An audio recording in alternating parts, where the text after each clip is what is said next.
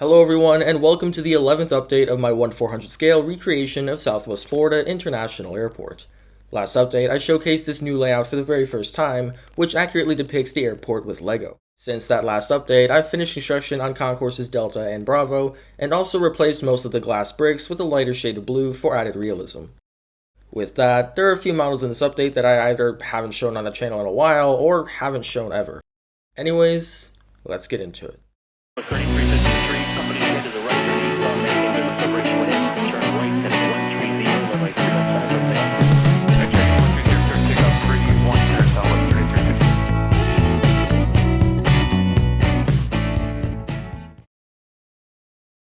Starting off here at Gate Bravo 1 at Concourse Bravo, we have this Discover Airlines Airbus A330-300 in their rebranded new livery. This livery sits well with me compared to the last one. It's simple, but instills a happy summer vibe.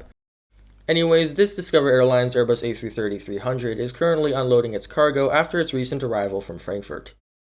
And humorously, next to that, we have this tiny Porter Embraer E190 E2. This aircraft is waiting on a baggage tug so that it may unload its luggage. After that, it will promptly begin its turnaround procedures and prepare for its return trip to Ottawa in Ontario. Next up, we have this bright orange Tide Pod livery Sun Country 737-800NG. At the moment, this one is being catered and fueled up for its upcoming departure to Minneapolis. Following that is this Southwest 737-700 in the Heart 1 livery. Right now, a cleaning crew is prepping the plane to begin boarding for its return flight after it landed from the airline's hub at Chicago Midway. And right next to that is this Southwest Airlines Boeing 737 MAX 8 in the famous Herbert D. Kelleher livery, or better known as the Desert Gold Retro livery. The aircraft is currently having to replace a tire on its nose gear after a hole was found in it by the flap operator on his pre-flight walk-around check. All passengers have been deboarded and a jet bridge has been retracted to give enough room for the maintenance team to work. So far, this flight has been delayed by 2 hours, so Southwest has sent a replacement aircraft from Orlando to operate this flight to Nashville on this plane's behalf. The passengers are currently boarding 2 buses, which will take them to their new aircraft. As far as I know, this never happened, but the model you see before you is actually broken, so I decided to add a story to it to spice things up. And now at Concourse C, we have this United Airlines Boeing 737-700, which just finished loading its passengers and is being catered for its service to Houston. Despite the construction on this part of the terminal, there is still a jet bridge operating this gate in real life. I just ran out of jet bridges, which is why you see air stairs being used here, as well as on another model in the update. Next up is this United 737 MAX 9 in the Phase 2 Continental Merger livery, which is probably not what it's called, but that's what I'm calling it. This one is unloading its baggage following its arrival from Newark's Liberty Airport. After that, we have this beautiful United A321neo, which is unloading some cargo and deplaning its passengers from its flight from Chicago O'Hare. In a short time, this aircraft will begin to prepare for its return flights. I'm actually taking this flight in the near future, so stay tuned for a trip report on that. This next one is the model with the air stairs I was referring to earlier.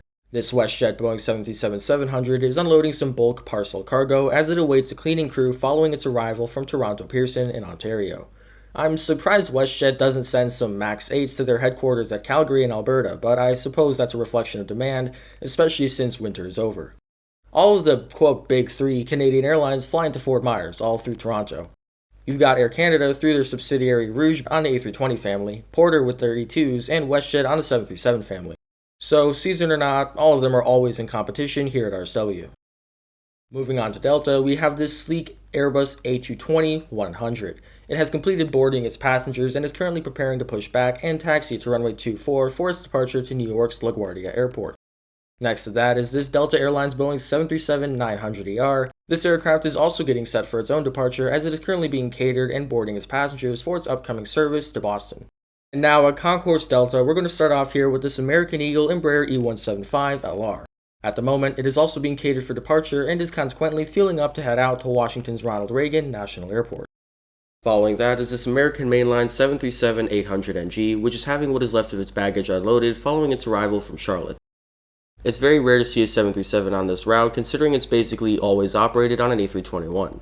The reason for this equipment change is because I like to preserve originality compared to my last update of every video I make of my model airports. This way, no update repeats itself because that gets really boring really quickly.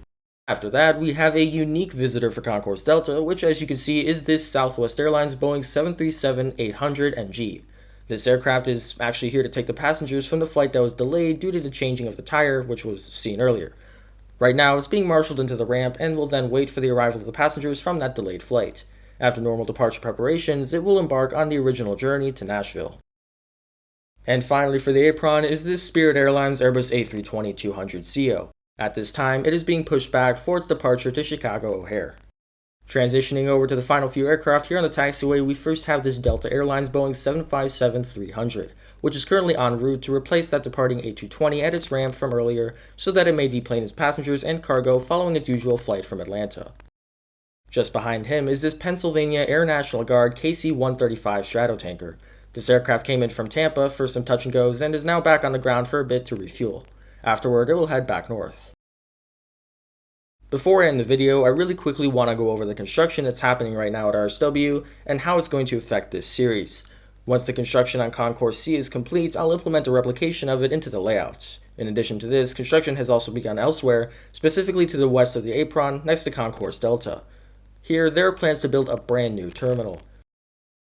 I added thrust deflectors over by that Spirit A320 to replicate the ones that are there in real life to protect construction workers and equipment, but I don't see that project being completed anytime soon.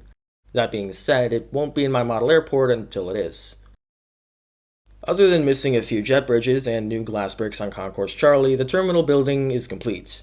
After I implement changes following the completion of Concourse Charlie's construction, I might draw out and detail an apron for the series, so that you don't have to look at an ugly plastic table or a bare piece of cardboard as the tarmac. Before I go, almost all of you are not subscribed, so if you wouldn't mind subscribing and hitting the notification button, it would really help me on my road to 1,000. With that, thank you all very much for watching, and until next time, fly safe.